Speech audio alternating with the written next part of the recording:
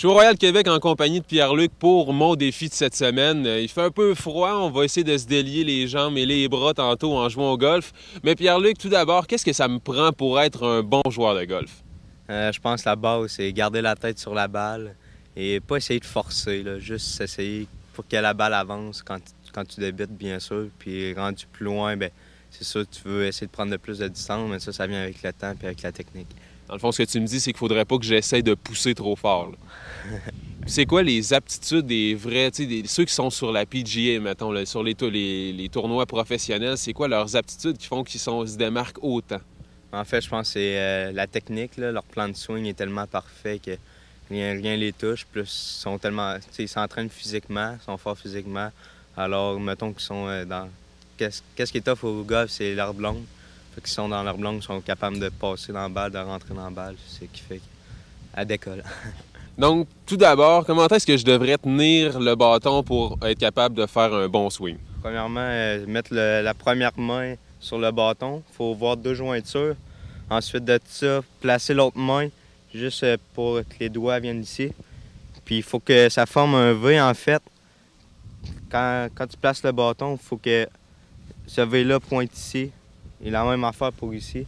Puis en fait, la griffe, faut pas la tenir baseball.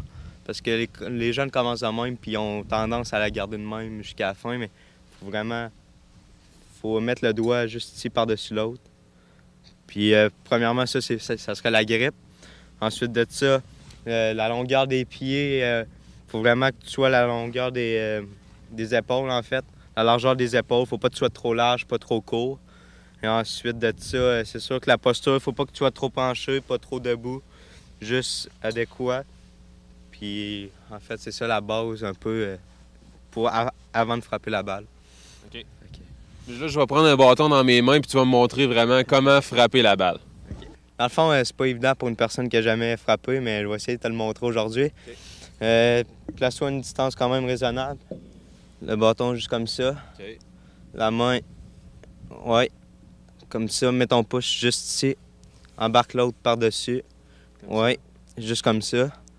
Et recule-toi juste un peu. Parfait. Puis là, essaie de swinguer tranquillement.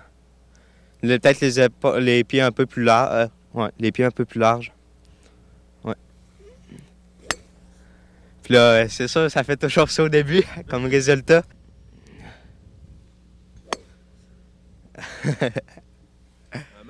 Un moment donné. Elle est partie.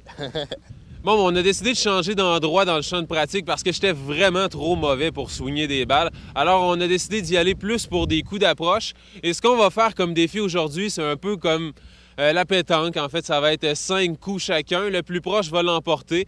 Et j'espère que Tiger va être avec moi, que je vais être en mesure de peut-être éventuellement être capable de la toucher comme il faut. On lance ça, ce défi-là? Ouais. C'est parti!